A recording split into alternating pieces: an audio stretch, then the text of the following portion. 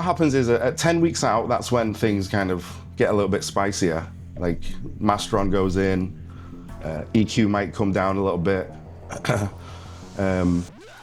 Trend doesn't go until about 6 weeks out. Clen we didn't use. But the things I think I push, maybe that other people might not, is Anadrol. I do really well on Anadrol. I'll go up to like 100 a day. As it should be. Yeah, my body loves Anadrol. These people now that don't like Anadrol, I just like, what planet are you from? I don't get it. It doesn't mess with my It digestion. hurts my tummy. Yeah. Hey everybody, welcome to It's Just Bodybuilding. Remember to like, share, subscribe, comment, and ring the bell. I'm Big Ron Partlow with Dusty Hanshaw and the producer Scott McNally. Today, special guest host, Sas. How you doing? Sas Heirati on the show. What's up? Look Thank at you this. for having me. Happy to have you. We got to do the plug for Mutant. Remember, Yes. IamMutant.com. Go to IamMutant.com. Get your hardcore ISO. Get your Mind FK. Get your big greens. And everyone should get on the gear. You can't be on enough gear. Okay.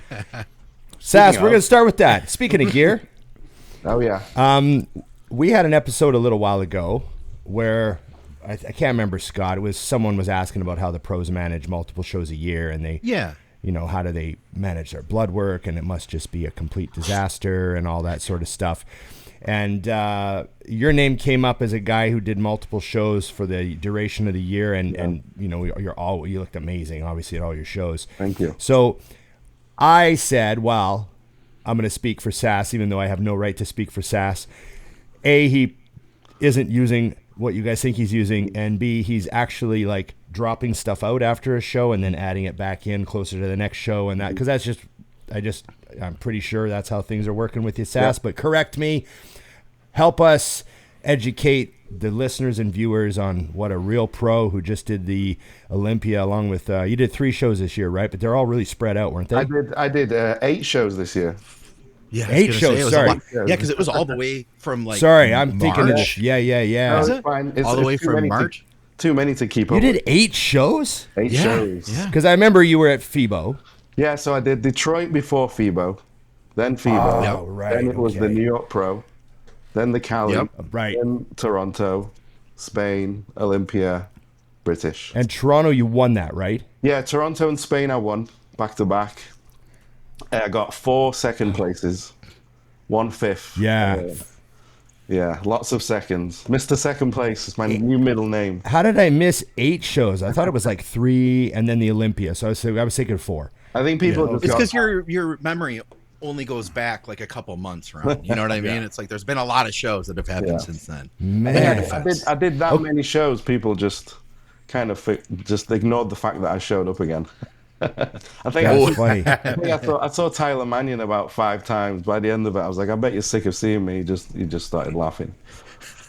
Did you still go to him? Did you still go to him the 8th time and go, how can I improve? I usually just leave him to it. I did ask once, and then I just left them alone after that. Yeah. Yeah, Okay, yeah. so what does it look like? Help us help other Okay. people understand what's going on. A lot of So- these kids think, you guys are just ramming all year long. Yeah.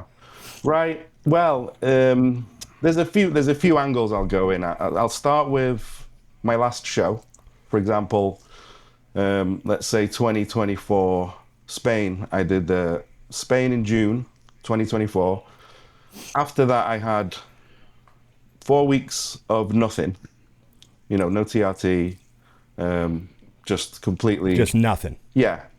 Lies. Yeah. The thing is, even 4 weeks, by week 4, you're probably still in a higher range than a natural anyway, because of the half-life from, if you're on, say, 2 to 3 grams, by week 4, you're still on like 400 milligrams of stuff, probably swimming around. But week 4 is when I start to crash. So that's when I put the TRT in. I'll run TRT for about 4 weeks, 4 to 6. I'll run some bloods. That'll take me up to about a 10-week post-show. That's like my detox, clear out. And then I'll go into, I wouldn't call it a blast. I start to increase the test and I add the growth back in. So it starts low and then it just gradually tapers up along with my progress into the next season. But I don't really peak at high dosages in the off season. So it's not like I go and go and go till 5 grams. I'll probably cap it at about a gram test and about 10 units of growth. That's probably where I'll get to, and I'll stay there because that's where I feel the best. I have tried higher in the off season, and what happens when I go higher?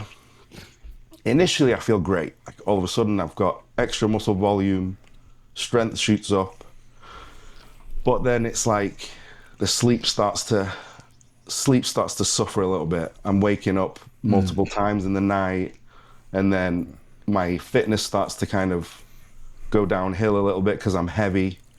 So I figured out for myself, high calories, high body weight, and high anabolics just don't go. It's got to be, I have to be lean and fit to handle higher dosages.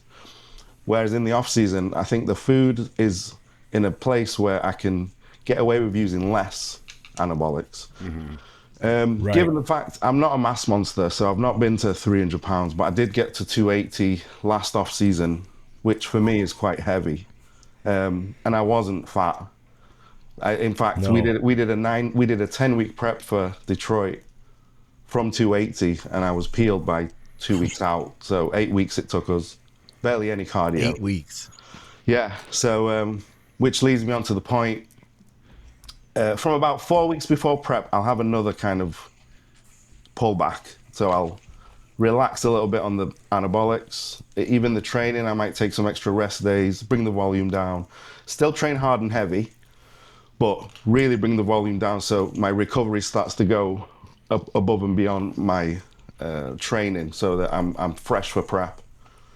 So 12 weeks out, we start to kind of ramp. That's when I send things over to Chris. From about 15 weeks out, I'll start to bring the anabolics back up to where I left off the off season. And then... So when you said in the off season, you're kind of focusing on test and GH. Pretty much, yeah. I just feel the best. If I want to bring something else in, I'll bring in equipoise. I love equipoise. Test, love it. Growth, insulin, a little bit with my pre-meal. I'll bring that in when the carbs are up over 800 grams a day. So, because I'll have about 300 gram carbs with my pre-workout meal one. So I like to bring in a hit of fast-acting insulin just to make sure it's all getting used properly for that training session. But yeah, carbs will go up to about 1,000. I'll have about 15 units of Novo with my pre-meal, 10 to 15, depending on how much I push that pre-meal. So that's it. It's very simple. Growth test, bit of equipoise, just to bring the anabolics up a little bit.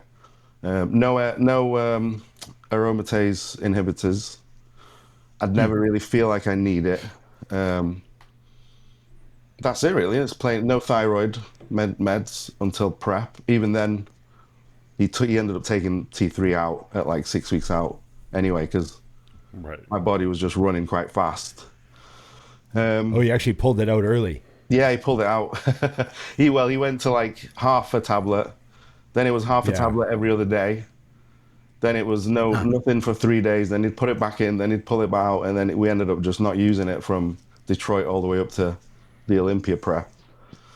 So yeah, what happens is at 10 weeks out, that's when things kind of get a little bit spicier. Like Masteron goes in, EQ might come down a little bit.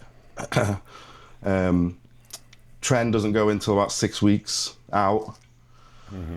Clen we didn't use. But the things I think I push, maybe that other people might not, is Anadrol. I do really well on Anadrol.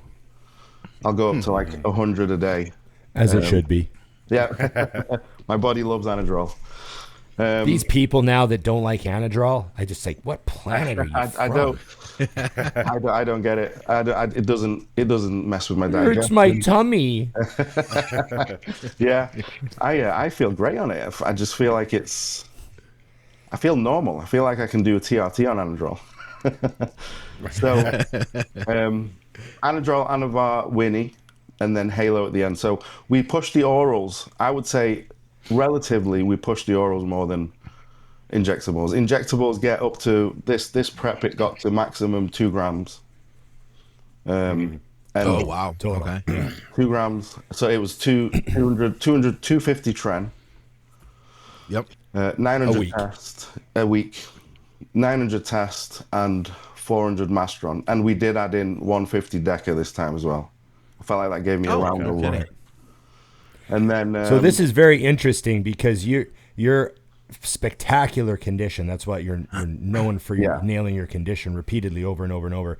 And right now, like what I'm seeing is this huge trend to hardly use any test and use like a gram of Masteron and all this stuff. Yeah. And to hear you being like essentially test based for the majority of your cycle and your entire year essentially is it's no surprise to me.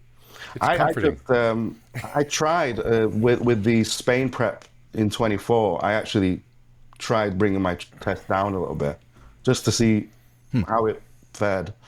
I think I went from 900 to 600, and I just felt terrible. I didn't feel good. I didn't feel full. Strength wasn't as good as it should have been.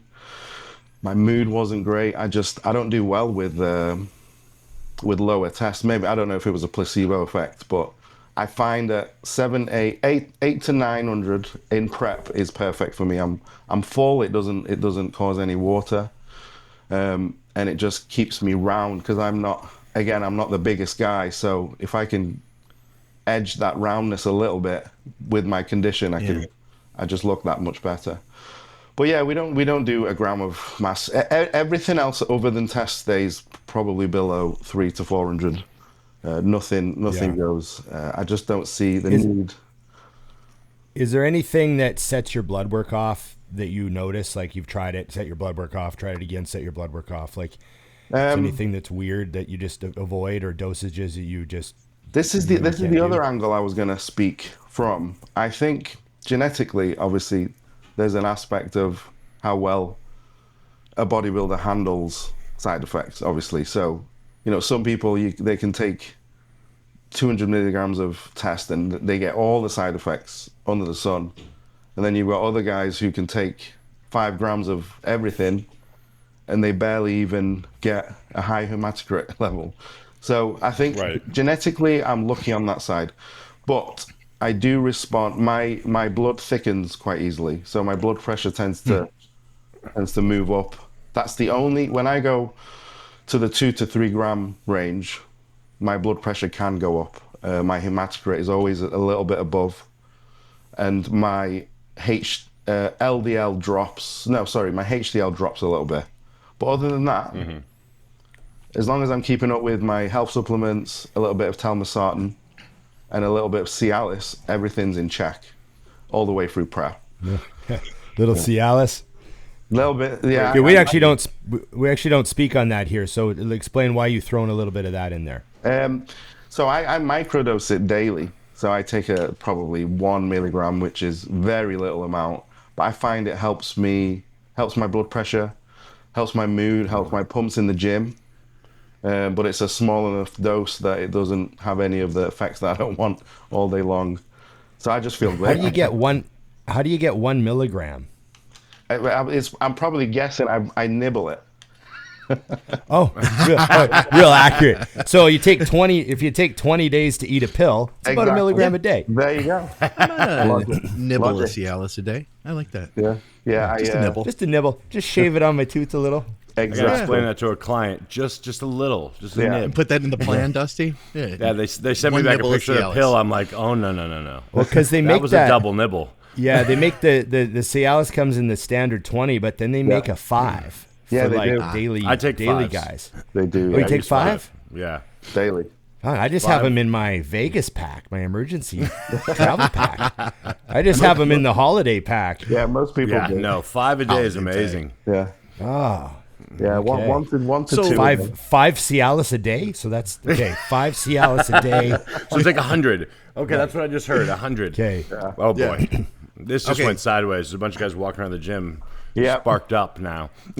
Yeah. So honey, I have a problem. So we've got kind of the rough outline. Well, not the rough outline. We have a pretty solid idea then of what you're running going into a show. Now, how do you manage that times 8? Going through. What were your gaps like? Yeah. What was the biggest gap?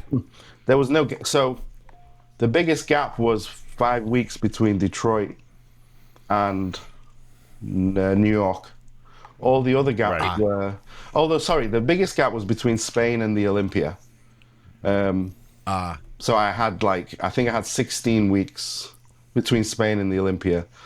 So during those 16 weeks, the only thing I took out all the orals. So Anavar, Winnie, Anadrol, Halo, that all came out from. God, that's like the Mount Rushmore. Yeah. Of orals. That came out. Junk food went in. No, food went off. So from 16 weeks to 10 weeks, there was pretty much minimal. No, I did put Anadrol in from about 12 weeks out. God. After this, I'm going to put Anadrol in. Yeah, I just... Give me 1 second. I'm going to go take one. I'll be right back. Yeah, I'll be right back, too. Yeah. I don't want him to 10 years. I'm going to try one more. Yeah, it's great. Okay. And then I think it was 10 weeks out, 11 weeks out, I handed things back over to Chris. And then I think that was it. That was like a fresh prep almost. So again, I kept training. I kept training this time, which I just, at 250 milligrams, I don't really feel rubbish on it anyway. So yeah, the injectables stayed in, orals came out, and they started to taper back in from 10 weeks out, as they usually would. Right. So how I managed, to be honest, it was a new experience for me as well, because I've never done such a long season with so many shows. I think what helped was I had December pretty much completely off the gym and anabolics and a food regimen. So I ate what I wanted when I wanted. I went to the gym maybe once a week during the whole of December. And then January was when we started, well, mid-January we started prep, because it was a late decision to jump into Detroit. So I literally emailed Chris at like 10 weeks out, and I was like, Chris, Forwards messaged me to see if I want to do Detroit. What do you think? And he goes, yeah, why not? Chris, he doesn't say no to anything. And then I sent him pictures, and he was happy. So I thought it was going to be a rushed prep with a load of cardio, low carbs, but it was complete opposite. It was carbs didn't go below 500. There was barely any cardio in it. I think I did like 5 cardio sessions in the whole prep. No clen, T3 got taken out. So that prep, I didn't even feel like I was I remember I messaged Chris at 2 weeks out. I said, I still don't feel like I'm dieting. Like, is this normal? And he just kept saying, don't jinx it. So I think the fact that I didn't push myself with high cardio and low food or high fat burners, there was no clen, there was barely any. Caffeine was in there pre-workout, but nothing crazy. So my sleep was perfect. Every night was like 7-8 hours, right up to the point where I flew out to Detroit.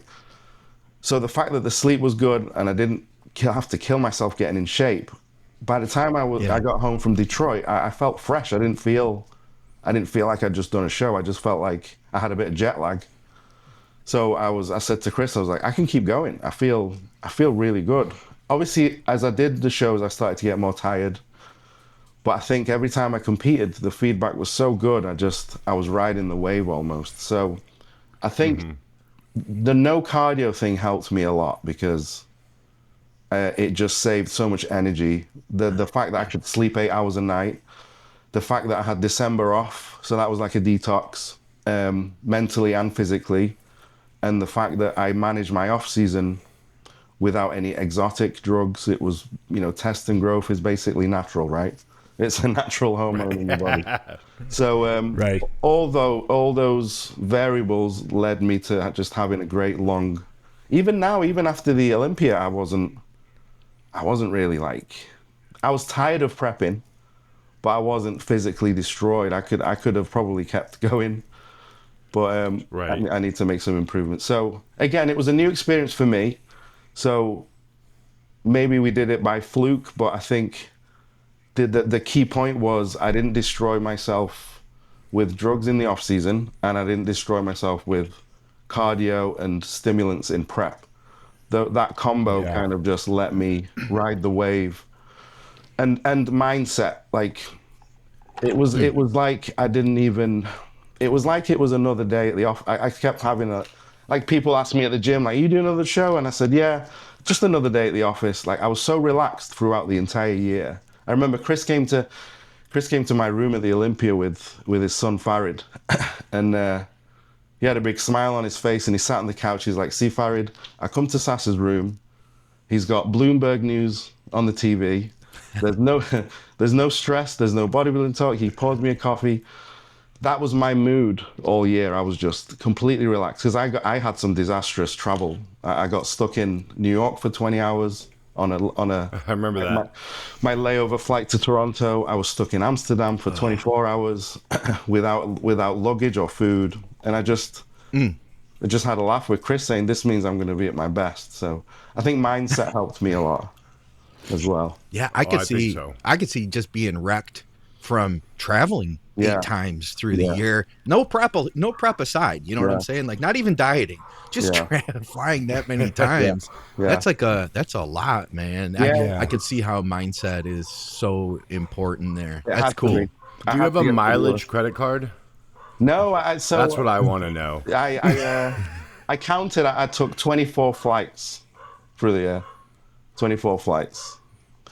I remember coming back from New York. New York and Cali were 1 week apart. So I flew back on the Monday from New York to the UK.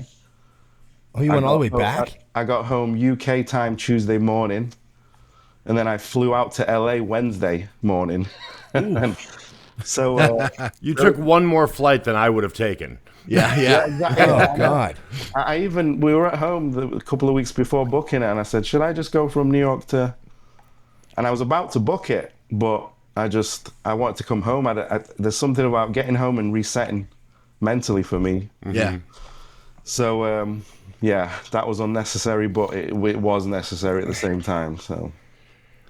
So I wanted to, since we're guest hosting, I think the topic that you brought up about being mentally relaxed and how much of a role that played in your consistent conditioning, that's a really rare thing in bodybuilding. I mean, we all coach, you do this whole thing. I just had a guy this last weekend, morning of the show, he sends us check-ins, and I just answer them. I'm like, all right, here's what we're going to do. Send me pictures in 3 hours, send. And like immediately I get a text, and he's like, do I look okay? I'm like, what? Yeah. Like, so I responded back. I said, you're exactly where you're supposed to be, but I need you to stop worrying and stressing, or you're going to fuck us. Yeah. Like, it's so important. I mean, what do you think are some ways you can, you could help clients think about not doing that? Because it was never a problem for me either, Sas. I mean, Chris used to come in my room, and he'd come in, I'd be asleep. He'd wake me up. I'd hit my shots. He'd tell me what to eat. Poses, not shots. He'd tell me what to eat. We'd eat and chat for a bit, and then I'd go back to bed. And then he'd come back in 3 hours, and we would do it again. Because at the time I owned a business. Like, this was the only time I could be a lazy bum and not feel bad about it for 2 days straight. And it was just one of those things where I feel like that made me better than the food or anything else, just because I was completely relaxed. So what do you guys think is some advice you can give guys to think about when they start getting that mind going and worrying and whatnot? I think that's a tough task. I think as a coach, all you can do is I can use Chris. I usually use Chris's rules. His 6 rules. I don't know if he sent.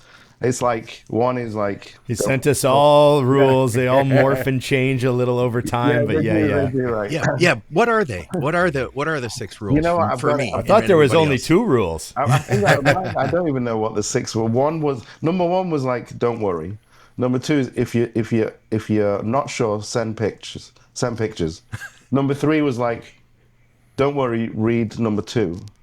Number four was like, don't stress. It was basically don't stress.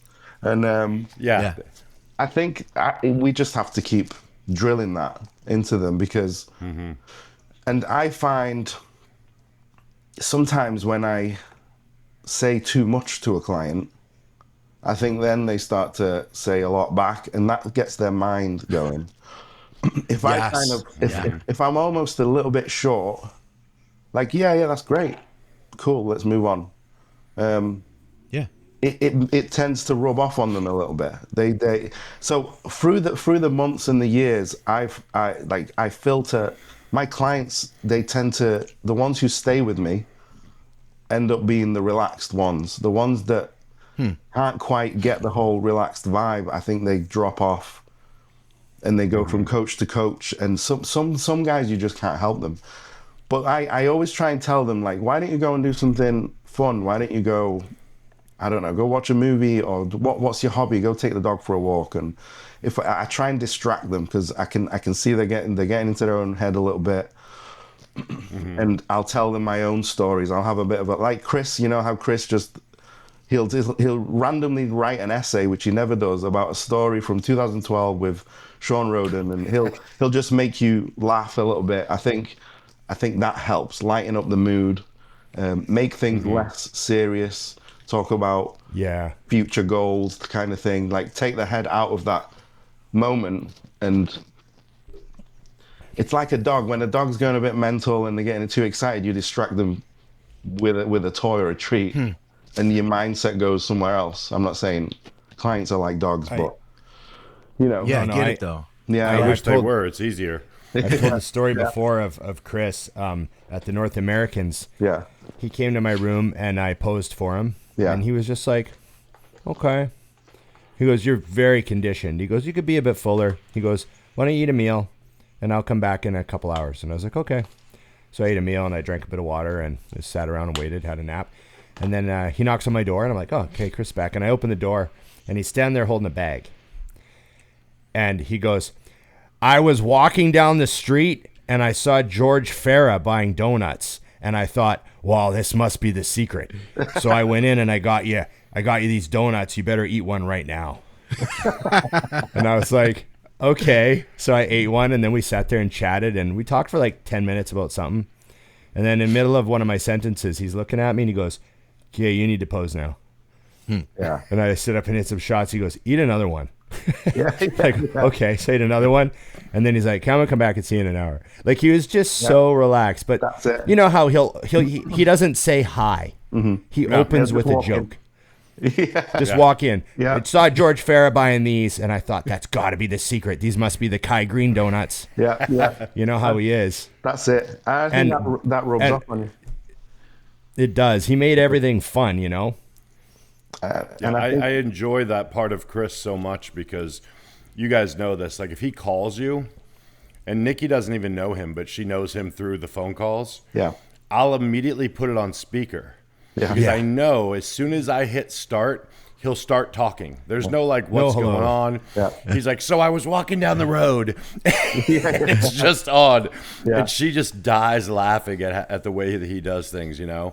But I do feel like you're right, Sas, because being relaxed, I think the weird thing that has always thrown me off as a coach and as a competitor that's walked the walk before is I'm like, if you did all the work to the highest of your ability, you nailed the diet, you did everything, I just don't see what there is to stress about.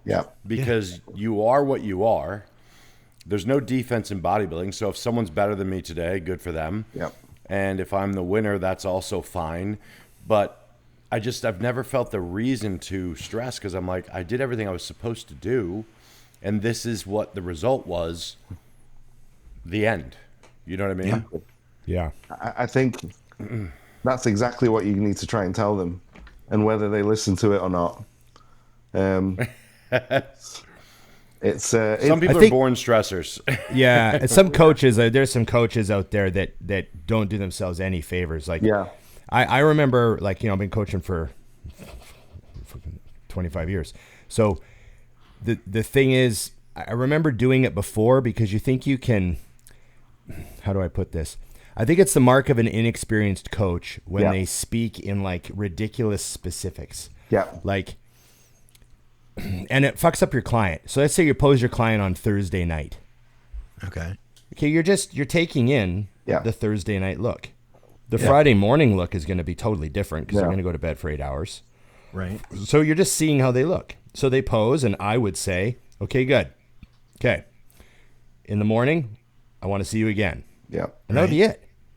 Yeah. But some coaches go, okay, some water in the glutes. Mm-hmm.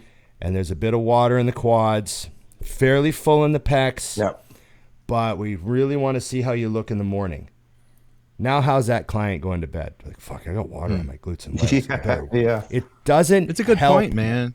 anybody. Yeah. It doesn't help, and it doesn't matter if you have water in your legs Thursday night. No. It doesn't matter. I Yeah. don't give a shit. Yeah. So why mention it? You know what I mean? Like, That's a great point. obviously- I think I probably over-explain, Ron, a little bit because I want try people not to to see what anymore. I'm seeing. But I think you're Right. making a good point. I'm going to take that on board, man. I will maybe say something after, like, when I saw you Friday, you had a little bit of water, but you got it out. Like, you know what I mean? I think some of this stuff just freaks these people out too much, Yeah, especially when to us it's not a big deal. Yeah. But to them, they're like, oh my God, he said I have, like, I don't know. It depends on who you're dealing with too. No, obviously, you're right. but- That's True. why. That's why I said earlier about me just not saying much, just being a little bit short with my answers. Like you're making notes, you're making a lot of mental notes, but doesn't mean you have to tell them what you're noting down. There's like a line though, because at the same time, then you risk like, oh man, Sas didn't really care about what I looked like. He only said 2 words. You know what I mean? I was literally going to say, I feel like a lot of clients nowadays, they need a bit more reassurance. Right. Yeah. I always say, like, I wish I could just be like Chris with my guys, but I think I'd lose 90% of my business. Just like, right, okay, fine, okay. Yeah. Like, there's no need to Picks say in 2 anything. days. Picks in 2 days.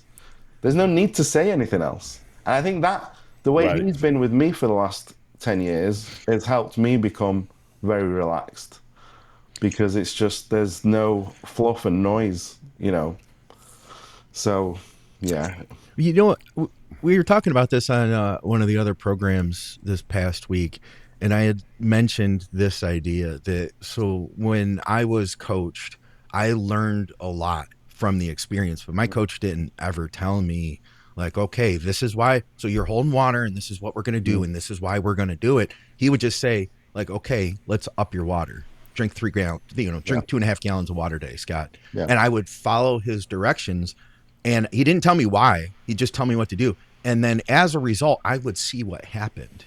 And I'd go, oh, okay, yeah. So I started, initially holding more water, but then I started peeing more. Guess what? And then I started getting really dry. So, okay, we kind of like water loaded. Like I put the pieces together. Nobody had to tell me like, this is why we're doing it. But I think kind of like what you were saying, Sas, like today's client, they want to be educated in the process. Yeah. I'm going to say this, man, I'm an advocate for the education isn't what you're being told. Mm-hmm. The education is in the experience itself. The results that we get is the education, and then you watch and see the result. That's where you learn. You know, I agree. It's almost a smokescreen, I think, sometimes, where people try to science it up, church it up, science it up with bodybuilding, when they could just kind of, because it's almost like a sales pitch. Well, Sas didn't tell you that the reason that we're doing this is because we need to. You know what I mean? It's like. You get that kind of attitude going. It's like, oh, well, I know a lot more than him because this is the science of it. Yeah.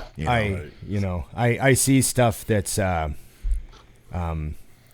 think it's the trainer trying to brand themselves. Yeah, exactly. You know what I mean? Like, so I have lots of people come to me and I'll be like, oh, send me your current diet. Let me see what you're doing. Yeah. And they'll have something that's on there that just makes me go, I wonder why why are you doing this? Like, why are you this specific thing? Like they'll send the list and it'll say, 200 grams of chicken, 200 grams of organic, some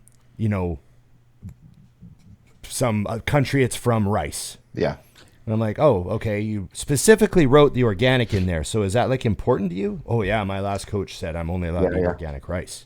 I'm like, oh, okay. I'm just going to delete the organic and put rice, and you can eat whatever rice you want. Yeah. So I tell people that, but I see a lot of that, and it's just this sort of branding, making yourself unique, so the person thinks the next coach doesn't pay as much attention. I agree. That's why I think there's coaches out there who are very rich, and I'm not.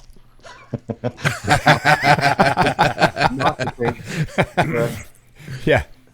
It works really well, but I'm not doing it. Yeah, no, I agree. I literally get the same.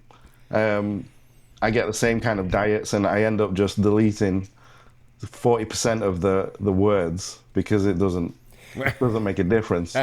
Or as Chris would say, I'm not reading that. Yeah. I've not got to that. In fact, I think what I say is, if I get an essay, I'll say, please, can you put these in bullet points? So that I can. Yes. That's what I've started, because I like conversations in bullet points. Yeah. I dropped this into chat, and it told me I didn't need to reply to you. Exactly.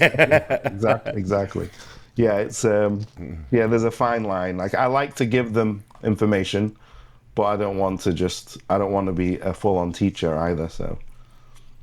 Right. But I'm always like, Scott had his hand up. Hey. Oh, Scott's got his hand up here. Oh, I figured I'd just hit a bookmark there for you guys. So when we were ready, I had another question that I wanted to ask all you guys that we got from Peter, one of our listeners. And I'm kind of curious to hear what you guys all have to say. He said basically that in recent years in bodybuilding, we're kind of looking at recovery as being like you can only do X amount, and that you need to be obviously very careful with your bodybuilding, that you don't want to do too much kind of thing. Like we're being ultra careful to make sure that we're recovering. And I do think that there is some benefit. We probably went too far in the other direction in the past, I'm guessing. Yeah. That said, he was like saying in other sports, they don't really do that. Like in a lot of other sports, like boxing, you just like push hard. And then when you're done doing that, then you push even harder the next time. Like you spar for 30 minutes. Okay, well, let's try to do that for 35 next time. Like it's always pushing harder. And his question was, do you think that, is there an element, if we do push ourselves like that, how did he word this? Do you think that recoverability can adapt for even the genetically mediocre to being able to progress with something like eventually, like if you keep pushing, maybe it's not going to be good for your recovery, but can you improve your recovery, your recoverability? Like eventually that guy with average genetics could then handle more. Maybe he could do 2-a-days, maybe he could do a Ronnie Coleman workout, versus if he hadn't really tried to begin with. I'm curious to hear what you guys think about that. I'm not convinced that, I think that we do get better at recovering because our cellular metabolism gets more efficient. We know that. Like people who train hard with weights, they store more glycogen, they have more amino acid uptake. So in that sense, we do recover faster as we do improve our recovery through training, but I don't think that it continues to go up. I don't think I think there's going to be a ceiling. Yeah. And I think that the vast majority of recovery modalities, so the sauna stuff, whatever, massage, factor in anything you think is recovery, IV, the whole world of recovery. I think the benefit from all of that is this much down here. There's a lot of stuff that will help you recover, but in the grand scheme of things, it's almost completely insignificant. Yeah, right. Sleep and food are like 99% of recovery. There's nothing that out recovers 8 hours of sleep. Yeah. Right. Yeah. Like feed yourself, get 8 hours of sleep. That is, you are like most of the highway to recovering. Everything else is a slight, maybe additional improvement on that, or a little quicker maybe. I think some of this recovery stuff has almost no real effect in real time, especially for someone who's already really doing everything else. So I just think a lot of people put way too much time, energy, and money. I've had guys that are on, 200 milligrams of test TRT, and they're training 4 times a week, and they're in their 40s, and they're just trying to put some muscle on, and they're spending like $1,000 a month on all these visits and all this therapy. And I'm like, dude, just play some video games with your kids. And eat another meal. Like, dude, like, this is not worth your time, energy, money. It's making no difference to your physique. Right. Yeah. So Agreed. obviously I mentioned massage in there. That was as a recovery thing. Obviously for injuries and maintenance, I think that's a great tool, but I'm just saying, like, some people think it's going to make them be able to train. Oh, I can train 6 days a week now, 'cause I had a little rub on my neck. Yeah. It's not like that. $1,000 compression sleeves. Yeah. Extra versus an extra hour of sleep. Which do you take? Yeah. Right. Yeah. What do you think with that, Sas? I'll use this year as an example. It's funny you mentioned massage, because I've been bad for not getting massages. Over the years, I'll go 1 or 2 sessions, then it's like the dentist. I won't go to the dentist for like 7 years, and then I'll show up. It's the same with massage. I've always been getting told, you need to get deep tissue. And I agree, it's very good. But to be honest, I gave up on massages a couple of years ago, and I started to just do the basics in the gym: stretch, foam roll. And what made a difference for me, so this year, I've just turned 40. I've done 8 shows. I'm at my strongest on most of my lifts. I actually switched to training 6 days a week for the first time, probably all my career. And this is from January, and my strength didn't drop at all throughout all my shows. My recovery didn't drop. My pain, my aches and pains have been at an all-time low. And I've not been for a massage. I've not done what triggered it was I was reading Jordan Peters' blog on our website. Someone asked him about massages, and he hates them. And he said, I didn't know that. He said, I don't want anyone touching me. I just want to sit on the couch. I'll put my legs up. That's my recovery. I don't need people. He said, I'll probably get stressed and lose weight on a massage table, because he just doesn't like the experience. And that kind of it made me think, okay, maybe I wasn't that silly not liking massage. But anyway, back to my point. This year, the sleep, as I said, has been absolutely perfect. And the other thing that has made a big difference for me this year, I really, really honed in on my work sets. Like, not just the volume, but I said a lot of this on a lot of my YouTube videos this year. I call them accurate reps and accurate sets. So just get rid of all there's lots of sets and reps that just don't count, that people do. Like, they're not accurate. They're not fully executed, like contracted. You're not properly using the muscle. You're moving the weight. Especially a lot of guys who focus on progressive overload because they want to get an extra rep or a bit of extra weight. They remove themselves from that in the moment rep, form, contraction, stretch.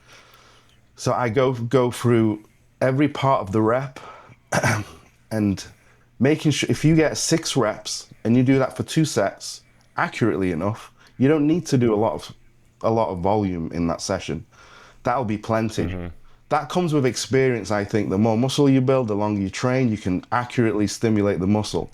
So at this point in my life, my career, I can really stimulate the muscle so well with slow reps, fast reps, whatever I want to do. So my volume has really come down, and then I'm able to train 6 days a week. My strength has been going up throughout the year. And all that is down to A, sleep, B, a meat and potato type diet. Chicken, fresh beef, rice, pasta, potato, all the basic stuff. Nothing minimal processed stuff. And then accurate reps and sets in the gym, no more, no less. Those things have done way more for me than any kind of supplement or massage therapy or, cupping, needles, whatever people, the ice baths. I'm in the best position I have been physically for the last 15 years. And I've completely, I should be battered right now.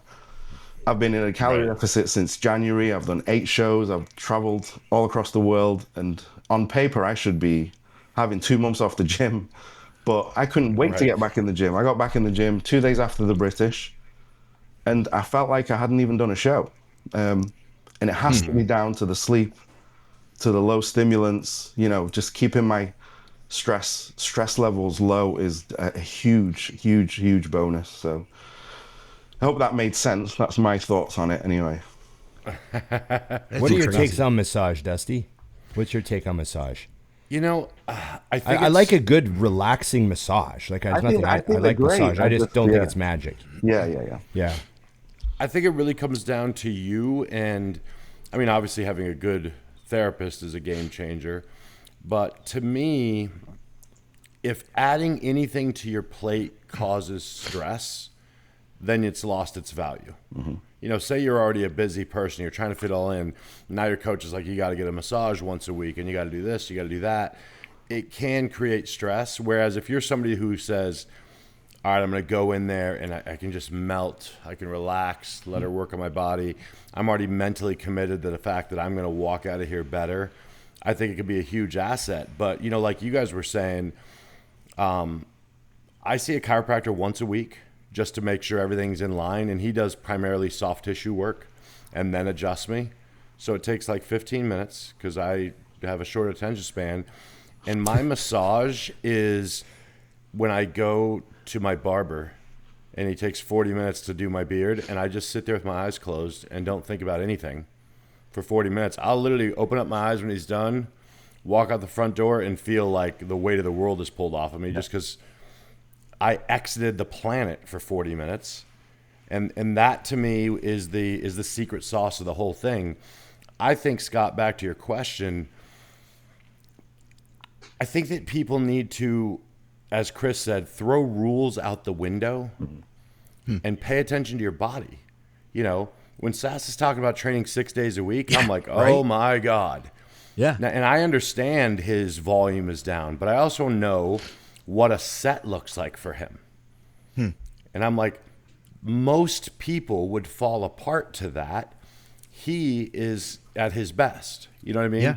You've got to find that line for yourself. Like, you know, where you say, okay, what does this do? What's that do? I mean, I spent most of my career training 4 days a week, but I love to train. And then, you know, the nature of the beast of loving doing what you like to do, you're like, you know, I'd like to train 5 days a week because, well, I want to go to the gym another day. And I do that for a couple of months. Then I start looking at my numbers. Then I start looking at my physique. And I'm like, that didn't do me well. I got to go back down. That's my sweet spot. But I think the problem is, whether it's your coach or the internet or whatever, everyone has this box you have to sit in. And it's like, well, if you're progressive overload, you are 3 max 4 days a week. It's the only way to do it. And I'm like, no. I think that, you know, like we talked about, I don't know, I did so many podcasts last week. Either it was our show or someone else's. I think you have to cross the line to know where it is. And then you back down from there and you find the sweet spot. But I think everyone is so focused on the rules that they don't just watch how their body's going. I mean, when I'm consistently getting stronger and I'm noticing that I'm sleeping really well, and I'm noticing when I get out of bed in the morning, I jump out of bed. I'm ready, not just for the gym. I'm excited for my day to go. I'm like, okay, everything is in the sweet spot right now. That's where I have to be, and I just pay attention. And then if that starts to come down a little bit, sleep starts to suffer, I notice my recovery's fading, I look and go, okay, nothing's changed, but I've changed in some way. Do I need a cruise period from the training? Do I need to get off of the gear? Like, what factors need to change?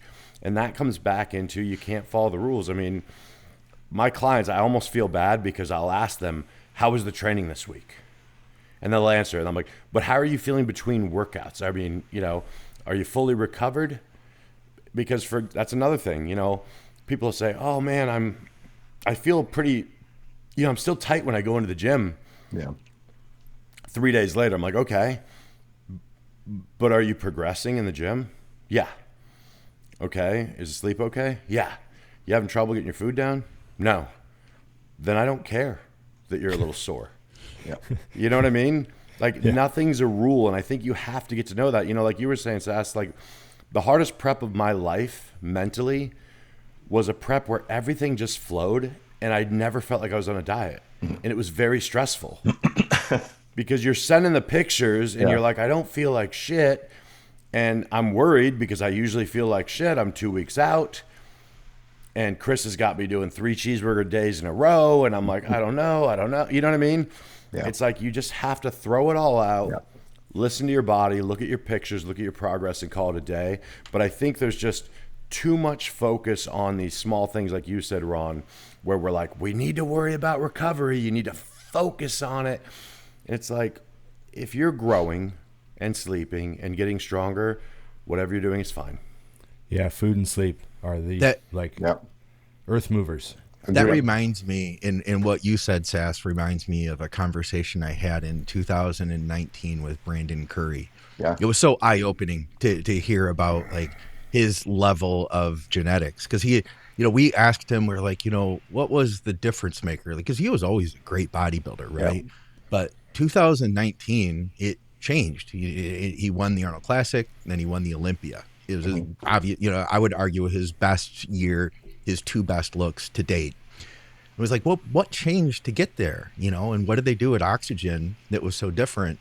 And he said, well, you know, I'd always been told that, like, you really, he was a big fan of the podcasts too back in the day, which blows my mind. He listened to the shows and all that. And he was like, you know, I'm listening to all the content, and like the thought was, you really got to be careful, you know, you not to overdo it. And he said, I realized that applies to most people, but it doesn't apply to me. Yeah. He said that he went to Oxygen and they just pushed him and then pushed him harder and then pushed him harder than that. And there turned out that his limit, like he was underestimating, you know, what his limits were. As a result, he ended up winning the Olympia, you know, which is crazy. Well, and Scott, that's why they were doing it. They pushed the limits and he was fine. So they're like, well, all right, let's push him a little further. Arguably, I think with Oxygen that the way it works is they push everybody to the limits, and either you hang and you do really well, or you don't go to Oxygen anymore. Like that's like you fall to the wayside. I think that's a good thing for you as a competitor then to look at and go, okay, when did the wheels fall off? Yeah, you know, because that's another factor that takes place as you're progressing as an athlete. For you guys listening, is when you first start training for bodybuilding, let's say you're 2 years deep and you're training at your highest intensity level. Well, if you continue to train at your highest intensity level for the next 5 years, your intensity level at year 5 is a lot higher than it was at year 2. Way higher. So that intensity increase, even though both were your max, now alters what you can handle. You know, I mean, my sets and reps dropped as I was able to truly figure out where nothing left in the tank was on a single set. Yeah. You know, I needed more volume to grow when my highest intensity wasn't as high as the body was capable of.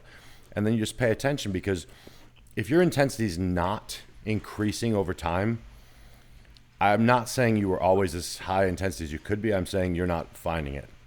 Because everyone I've ever worked with, I start seeing their sets. Then a year later, I'm looking at their sets on the same movement. I'm like, oh, you found another gear. And I'll tell them that all the time. You know what the difference is between this year and last year from me? Nothing. What you did in the gym combined with what we were already doing is why you've improved so much, you know? Yeah. So I do think, Scott, the biggest thing is back to the same answer, which is stress. Like, you can stress about making sure you're recovering. You can, like, you know, I always looked at like Lee Priest. He's like, I trained all the way up to the show because I like to work out. Yeah. He would train until he tanned. Because he's like, I got time to go train arms. Now I want to train. Yeah. You know, and it's like, and like you were saying, Scott, I understand there's a genetic component to that, but you do just need to play with that, because there is that line, you know. I mean, you'll laugh, but one year, Sas, I told Chris I was pretty tired. So I'm going to take a month off completely. I'm not going to train. I'm not going to do anything. I just need a refresh. And he was like, cool, yeah, do your thing. So about 11 days in, I'm like not sleeping and I'm irritable. And I'm like, what the hell is going on here? I did everything normal as far as the drugs and everything else. So I called Chris. I said, dude, I don't know what's going on, but I mean, I'm feeling worse not training. He goes, well, you want to train? And I said, yeah, but I need the month off. He goes, I don't think you do. Mm-hmm. I think you needed 10 days and we're on day 11. And I was like, all right.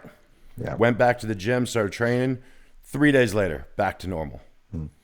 Because it wasn't helping me because I was bothered by not going to the gym. Yeah. That is the place where I get the most joy, and I'm forcing myself out because I followed a rule. You need to be off for a month. Yeah. You need to do nothing. I agree. What else you got, Scott? Yeah, I agree. We had a few of them. We had a few good questions. We had what was this one? It was one specifically for Sas. Get Sas to talk about honey. He uses a crazy amount of honey on his oatmeal. Now I need to know about this. I don't know about this honey situation. I get messages. Is this like Ronnie Coleman's ketchup? He just doesn't count? Yeah, I get messages so basically, it started in 2024. I think I handed things over to Chris for my comeback show. And I was probably having about 30 grams of honey in my oats in the morning. And then he gave me a high day and he upped the honey to like 60 grams, which is quite a lot. And then another high day, he upped it to 75 grams. And for that year, that was my highest honey intake for meal one, 75 grams. And then when I went into my off season, I pushed it higher because I get to a point where I think we all do, where appetite just disappears. You feel like you can't eat any more food. So I was pouring honey one day and I just kept going. I went up to 100 grams. This was my daily meal one. Then I added oats to my post-workout meal, and then I added 100 grams of honey to that as well. So pre-workout, post-workout was both 200 grams of oats and 100 grams of honey. And then come prep this year, Chris doubles it on high day to 200 grams of honey on a 200 gram bowl of oats, and then 150 grams of honey with my 200 grams of bowl of oats post-workout. So I was on 350 grams of honey a day, and then I put it on one of my full day of eating videos, and people just started to freak out. Like, are you seriously eating almost a tub of honey every day? I was like, yeah. And then people were like, so 100 grams? Am I getting this right? 100 grams is 82. Carbs. Okay. Yeah, I had 82 on the place I looked. Yeah. So we're talking like 300 grams of carbs from honey alone. I have a question on that. Yeah. So you make oatmeal. Typically, you put water in it. Yeah, I do it with water. And you cook it. Microwave. Do you still need water with 100 grams of honey, or can you just mix that shit? I'm just trying to understand how this works. I knew where that was going. I had the water ratio to do. I knew there was something. I purposely let it dry out a bit. So then, because the water from the honey's coming in. The honey just soaks in. It's a great meal. It feels like you're eating a dessert every day. And I'm just thinking of how sick I'd be. If I just squirted 100 grams of honey in my mouth. I gotta. When we get off, I'm measuring 100 grams of honey in a bowl just to see what it looks like. Oh yeah, we're going in. We're going in. Yeah. The crazy part is that stayed the same up to show day. 100 grams of honey, 200 grams of oats every morning, all the way up. I remember when I got back with him for the Olympia prep, he said, "What are you eating?" I said, "I'm this, that," and then he said, honey. "What?" He said he knows, but he asked me, how many carbs are in 100 grams of honey in your meal one? I said 80 carbs. He goes, "Oh, good, that's more than Akeem Williams' full day of carb intake," which made me laugh a little bit. in my meal one. So poor Akeem. Have you considered becoming a beekeeper? Because I mean, the amount of I'm just thinking financially, especially if I lived in Canada, what it would cost to have 200 grams of honey a day. I actually got a honey sponsorship for a while. Oh my god! Oh my god! You're kidding. Are you the first bodybuilder in history with a honey sponsorship? For sure. Yeah, I think so. I bet. So there was an old school bodybuilder in Scotland who I knew. He was actually a beekeeper. And he messaged me one day. He said, I make honey, but I want to make an athlete range. So he made 5 different types of honey. There was like a strength honey, which had creatine in it. There was a recovery, which had amino acids in it.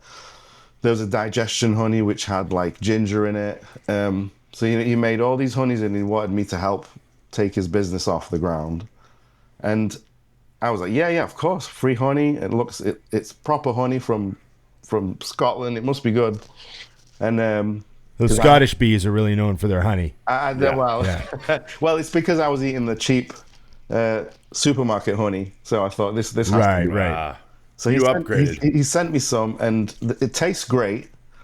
It was really rich, lovely honey, but the amount I was having made it so sickly I couldn't eat it. So I ended up having to go back to the cheap supermarket honey, which is probably right. You're like, I can endorse this for normal people. Yeah, not for the way you do it. Exactly. I am so glad we got this honey story in. When I was a kid growing up on the farm, we had a giant farm, grain farm. And often, like one of the quarters of land that we had this guy that we let keep bees over this far away on this corner of land. And when I'd go out on my dirt bike, we had like 2,000 acres, so it was huge. Yeah. I'd go out on my dirt bike and I'd ride by the bees, and I could see like the kind of cluster, the cloud of bees in the sky, And sometimes he'd be out there in his white suit messing with them. But then every year he'd drop off one of those giant white, 5-gallon pails with the lid that's hard to get on and off. Yeah. And he'd drop off one of those full of honey.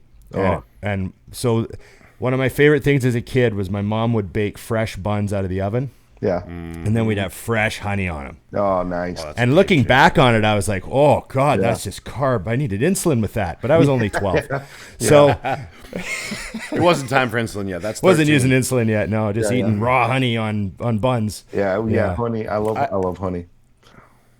I wanted to ask, because I didn't want to interrupt you earlier, but when you're taking your insulin pre-workout, do you, with 300 grams of carbs, do you need a carb drink during your training too, or nothing?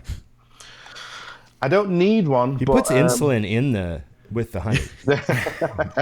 I don't need one, but I do. I've been drinking carbs through my training all year, and I just feel like it completes the whole package. Like we kept it in prep, even if it's like a mental thing. When I'm sipping it in the gym, I feel like I'm a little bit more ready for the next set, type of thing. So I don't know. How many carbs is in it? Your intra? Right now it's 75. In prep it's 50, and we might go down to 25, like near the show. But yeah, 50 to 75. Is there anything else in it? Are you doing 25 branch chains or EAAs or just the carbs? EAAs. Okay. Sometimes I'll put some electrolytes in it.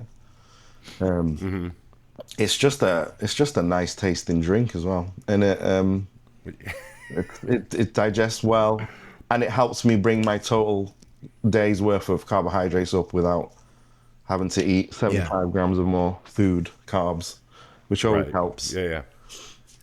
So yeah, I was never. That's a new thing as well. That's this year is the only year I've consistently had intra-workout carbs.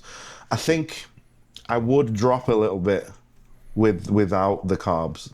I think because by the end of my session, if I wait a little bit too long for my post-workout meal, I can feel my blood sugar dropping, and that's after the 300 pre and the 75 intra, and with only 10 IU of insulin. So I'm quite insulin sensitive at the moment. Like my fasting blood sugar is 4.1. Between meals, it gets down to 4 very easily. So I probably don't need the insulin, but it's a bit more like a habit type thing at the moment. Safety net. That. Hey, I've got an overrated, underrated here for you guys. And I'm curious because there's a lot of popularity right now with sourdough bread. I see new people come to me. They want to work with me. They're like, oh, yeah, I use sourdough bread twice a day. I wanted to ask you guys. Why? What, Ron? Why? Yeah, why? What am I not? Sourdough's magic? What's the deal? Why So can't I there's just eat supposed to bread? be less what do you call it? Celiac. Redness? Celiac. What's the word I'm looking for? Gluten. Thank you. Gluten. Yeah, there's supposed There's to be less celiac gluten. in it. Yeah. I couldn't think of the word. I didn't know I was eating celiac. Yeah. Well, I mean, okay. Are you celiac? Yeah. Like, it doesn't, these people, they're not celiac. Like, celiacs is like a real thing. Like, if you have gluten, you are in agony. Like, people that truly have celiac. Yeah, Right. I do think, you know what I noticed though? I cut wheat out and my stomach flattens out more. I get more distended from it. Now, Right. Okay. I'm also dieting too, right? When I cut it out. So there's that correlation. But I feel like when I eat a lot of bread, because I love freaking bread. Like I eat bread all the Who time. doesn't? Yeah, every day. But when I do, it's like I think there's a level, Ron. I think there's like levels to it. You know what I'm saying? Like maybe I don't have like the full blown. Right. I think the way I see it is there's celiac disease, and then there's a range of people that have a certain amount of gluten sensitivity. Yeah, yeah. Right. Yeah. Now, okay. Here's the other thing though, and I still want to get your guys' rating on it. But I discovered this because I tried it, right? In fact, Peyton's girl or fiance, wife, Yep. she what's that, Dusty? Eva. Yeah, she makes sourdough bread. Oh, She brought me amazing. some to the Arnold. So freaking good. So I was like, man, maybe I'm going to get into making this, or maybe I'll just buy it. It turns out that a lot of the commercial stuff isn't even real. They put vinegar in commercial bread, so it's not even the real deal. So if you're going to the store and buying it, it's not legit. Why? But what do you guys think? What does the vinegar do? It gives it the flavor. It gives it that sour. Yeah, it's not flavor. actually sourdough bread, is what he's saying. Yeah. Oh, okay. Well, I okay, love it's- sourdough bread, but I mean, like, I To don't know. answer Me too. the question of over under, in terms of bodybuilding, it's overrated 1,000,000%. Yeah. In terms of bread, As terms of taste delicious, especially if I'm putting butter at a when steakhouse Eva's making on it, it is underrated. But I will also say that her chocolate croissants are even better than Oh, I didn't try those. when they came up here. I'm actually convincing them to move here. They didn't Primarily for cheated. the bacon. well, it's because I Yeah. bitched a ton. I complained thoroughly because I had never met them and they did not bring me any and they didn't know who I was. Well, I mean, maybe they knew who I was, but they didn't give a shit. So I was giving her shit all weekend long. I'm like, well, you like Scott, he got sourdough. So when she came up, I got set up in a big, big way. But so yeah, for the sport, overrated. For just being delicious, underrated as long as she makes it. There you go. Yeah. All right. What do you think, yeah. Sasan? Now that you've been set up, man, here now. Like if you go against these guys, it's gonna You should go against us just to do it. Fuck for it. the drama. I do think it's overrated in terms of bodybuilding. Just like one of those, just like another fad trend. In terms of, I love bread. In fact, I have bread all the way through prep. I have it on show day. Me too. Bitch, training 6 days a week, eating I bread. know. It's a hard life. Hard life. Chris likes to keep the gluten in if it's working. So Oh yeah. with sourdough, I tried it, and I'm probably getting it from the wrong source, but I just didn't think it was. I like really soft bread, like thick white, totally processed soft bread. As processed as it gets, I just find like the bog standard supermarket own brand thick cut white bread we get here. Every time I go for the sourdough, I feel like it gets a little bit tough if you over toast it, or like it's not quite, for me it's not as it doesn't go down as easily. But I need to go to a proper baker for it. So in fact, I had it on a pizza as a pizza base once. That was delicious. Pizza dough, there we go. That would be sourdough good. pizza base. That was really good. My dad's friend makes it in his restaurant. That's delicious. I forgot about that. Okay. That was fantastic. Okay. What's the next overrated, underrated, Scott? We only had a couple. Fancy coffees. That was another one. I always purposely, I don't know why, it's like the worst dad, old man thing that I could possibly do that no one gets but me because I just live in my own little world where I'm the only one laughing. Whenever I order a coffee, I pretend like I don't know their terms. Right. I don't want to take part. For a large. I want a large. Yeah. I'm not taking part. I'm not going to be. I'm going to purposely your little not game. take part. I'm not playing your game, not using your words. So I always do the Larry David curb your enthusiasm scene where I just look at her, I go, give me white vanilla bullshit, something. That's what I order. And they always look at me like, I go, it's vanilla bullshit, some vanilla bullshit, whatever. And I just go like that, and then they're like, okay, and they just make me something. It works. You don't even know what's coming. You don't even know what you're getting. Wow. Or black iced coffee. That's what I'll ask for. But yeah, I like just not taking part. I don't like to know that. I don't want to know. Yeah. I'm curious on Sas's answer on this because, the UK, coffee is a big thing. It's a different animal. It's different. Than here. It matters to them more. It's funny, and a funny answer again. Off season, I have to have. Off season, I'm a coffee snob. It has to be really high quality, fresh, and I can drink it black with no sweetener, no nothing. Off season, I just can't do instant, cheap. It has to be a really nice, really premium brand type coffee. Off season, pre-contest for some reason, I don't know why. I can get the cheapest coffee, and I can put the worst flavor drops in it, and it just, for me, it tastes amazing. And all prep, I'll drink that, like the flavor. You ask just anything. You ask any coffee. Gas station coffee. Yeah. You ask any coffee enthusiast or a connoisseur. You mention flavor drops, they will look at you like you're a piece of crap. Why would you ruin the flavor of perfectly strong black coffee with anything sweet? But in prep, that's all I want. Literally on the way to all these shows I did, I went to the supermarket, got the cheapest coffee, and put cheap sweetener in it, and that's just my day made. But in off season, I can't handle that kind of coffee for some reason. So bit of a split personality there. You guys don't do the type of coffee we do. You guys don't do the K cups and stuff like that, do you? Just like the standard, just drip coffee, American style gas station. No, I love it though, because I was in it was in Vegas. Every time I did a show in the US, the hotel would have that, and you put a load of coffee. And that's the worst machine too. Oh right, well, I hotel. It was just on tap. That was the best thing ever. Five coffees. Every time you walk by, you can just have another one. Yeah, it was great. Whereas here, we have Nespresso machines where you either put your own coffee in and it grinds it, or you get pods with fresh coffee in it, and it's quite a bit of an ordeal to get one little bit of coffee, and then it's very different here, definitely. Yeah, the first two places I ever saw a restaurant cappuccino machine in a gym was in Australia and England. In England, yeah. Oh yeah. And I was like, they have a cappuccino machine at the gym? I just thought that was yeah.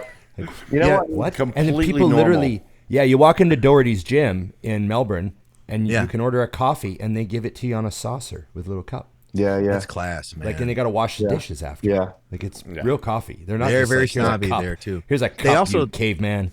I asked for the first place we went in Australia. I asked for cream on the side, and they did. That's not their language, I guess, because they brought me a scoop of sour cream. Yeah. All right. Literally, I was like, oh, and with a little bit of cream. Yeah. And they're like, oh, okay. Girl, what do you call this one here? Because that's what I want more. You guys of. want to hear what's terrible? I didn't know. I'm like, okay, so I'm in Australia, and this is the cream. I guess their cream is in a scoop. It's on a plate. whipped cream. Not put that in. Yeah, I was like, I guess this is what I'm supposed to do. And I'm like, we literally had been in Australia for an hour, right? So I put the sour cream in my coffee, and it didn't mix in very well. God, you're making me sick. That's horrible. It's a white sauce, Scott. Goes against everything Ron stands for. Yeah. Sorry, Ron. That is fucking classic. That was all I had for overrated, underrated. I don't know if you guys have any other. It ended on a great note. All right. Okay. What about you, Dusty? Did you have... I mean, for me, I just like straight espresso. I just want 4 shots, kick me in the face, throw it on some ice, and let's go. So that's my go-to. But it's just one of those deals where you can make it at home, and half the time I'm still buying it out for $4 like an idiot. Yeah. I don't know why Ron didn't say that comment out loud, by the way. I don't either. Oh, at the time I was trying not to interrupt, and then it wound up being bad timing, and it was Sas was talking. Just to fill our audience in and to fill in our guest host, Sasan. Sasan said, I like my bread white and processed. Thick, white, and processed. And Thick, heavily white, processed. And then Dusty and I got a text from Ron that said, the same way Dusty likes his women. Thick, white, and heavily processed. And that is absolutely true. Oh, God. I'll be honest, the white part isn't necessary, but the thick and heavily processed absolutely matters. The last two, yes. Yeah. That's good. Why not? I just smiled. I was like, see, this is why I know he's my friend. Yeah. He understands the truth. It just, Sas said it, and I couldn't help my brain. My brain said, same way Dusty likes his women. Like, I didn't mean to think I'm going to be that. honest, Ron, I thought the same, like, it came to me. I just didn't have the time to text. It just sounded like a joke to me. I prefer him heavily processed. That is true. And yes, Sas, a little extra thickness goes a long way. Definitely. Amen. Amen to that. Okay, we got. Was there another overrated, underrated, Scott? That was the last one that I had. Yeah, that was the last one you had. How you doing, Sas? For time, thanks for coming on, buddy. I'm good. I'm probably be a permanent thing. Eat soon, but I'm good for now. Yeah. Where are you training today? Where are you training right now? So it's the gym. It's a gym I joined when I was 17. This big gym opened up near my mum's house where we lived. It's a commercial gym, but originally it's called Total Fitness. Originally that gym, the first one, which is the HQ of all of them, it's the biggest one. I'm sure the guy who set it up was a bodybuilder because he had some really cool kit. We had Cybex, Nautilus, Hammer Strength, and there were some big guys in there. That's where I started my bodybuilding journey in the gym world, in the competitive world. That's where I met my first kind of competitive bodybuilder friends. But over the years, it's kind of gotten a bit more commercialized, but it's still, I think I've been going there for so long that it's home to me. And people look at me funny. Like I get people coming up to me like, are you Sas? Like, yeah. You just did the Olympia, yeah. Why are you training in this gym? And it's because you've got old people, you've got young. It's a family gym almost, but at the heart of it, it's still got all the full Hammer Strength kit. It's got some of the old school. It's got some Nautilus kit just came in. It's got a 200-meter running track inside the gym around all the kit. So it's a very big gym, and I think I've just been going. People leave me alone in there because it's not a bodybuilding gym. Yes. There's a few bodybuilders in there. But people they all know me, but they're not really fussed. They don't care what I'm eating and what I'm taking. And, they don't need to ask me for advice.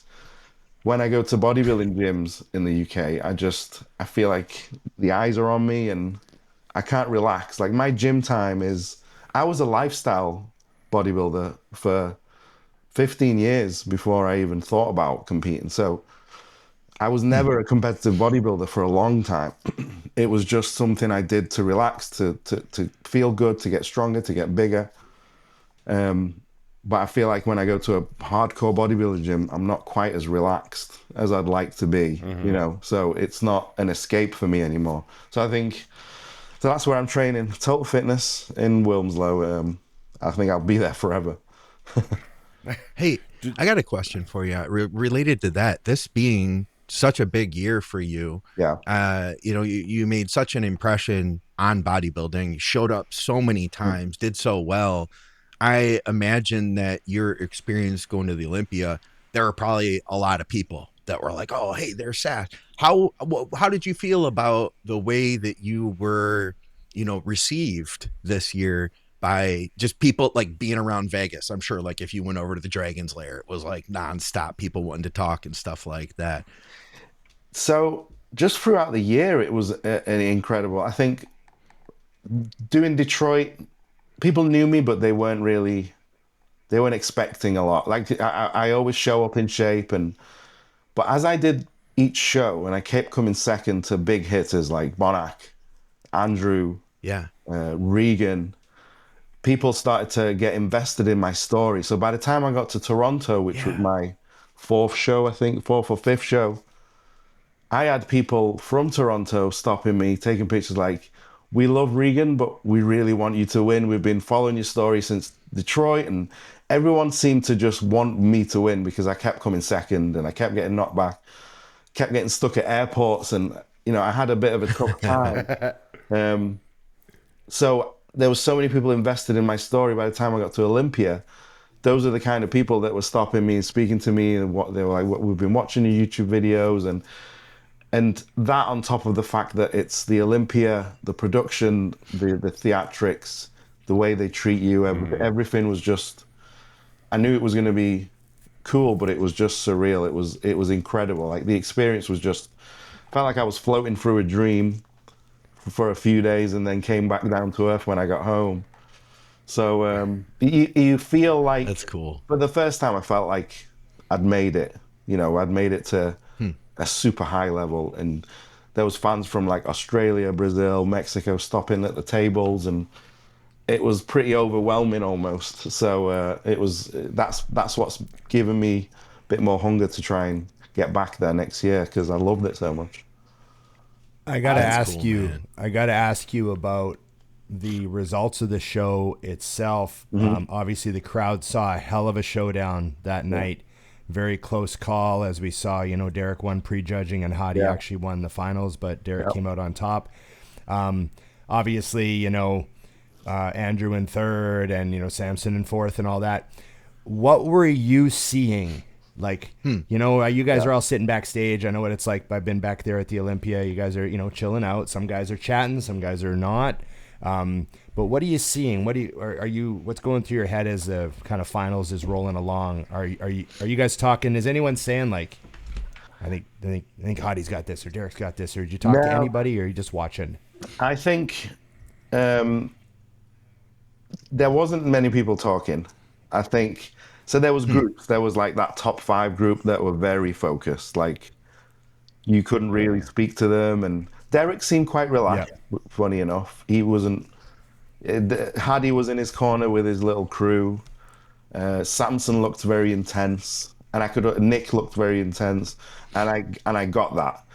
And then there was like a group of us that were just super happy to be there, like me, Jordan, Brett, Martin Martin's always buzzy and happy.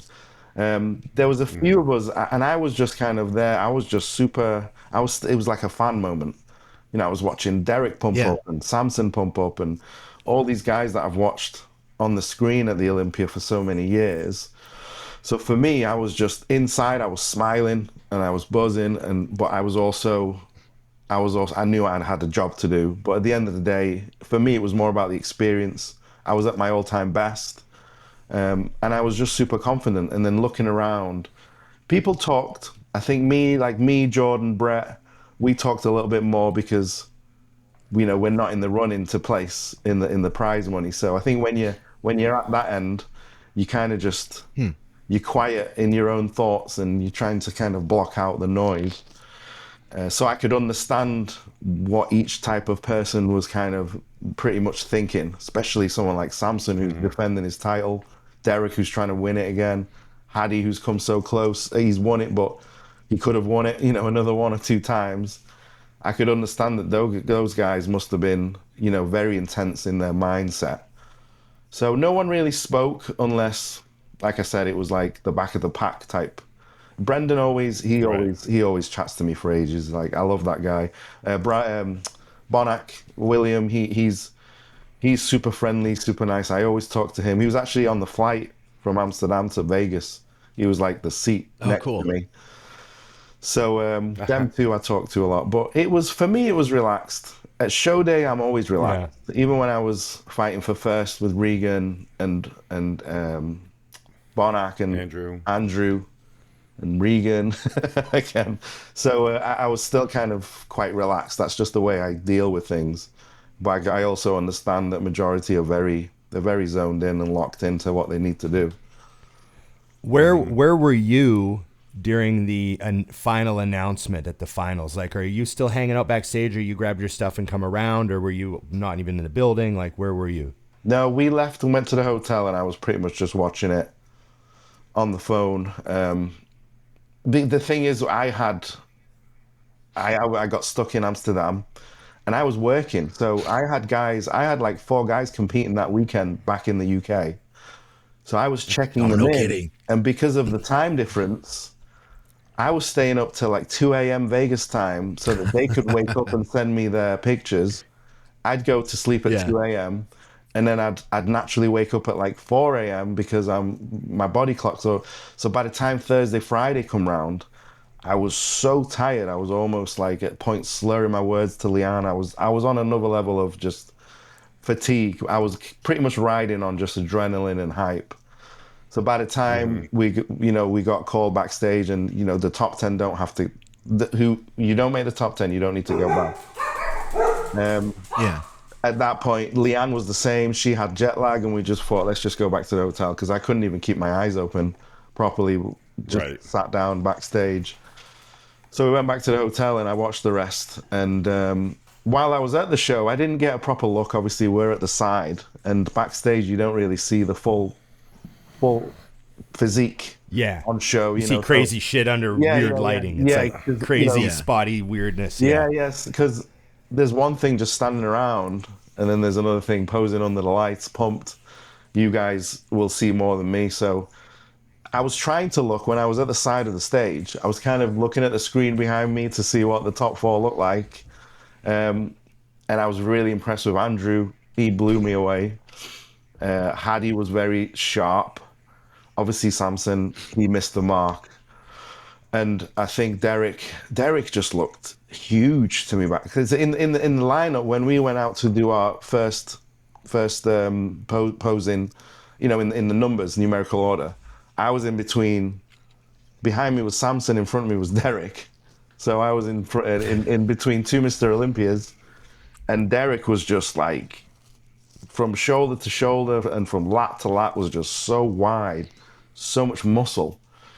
I could definitely see why he won in person. He was just so impressive, size-wise.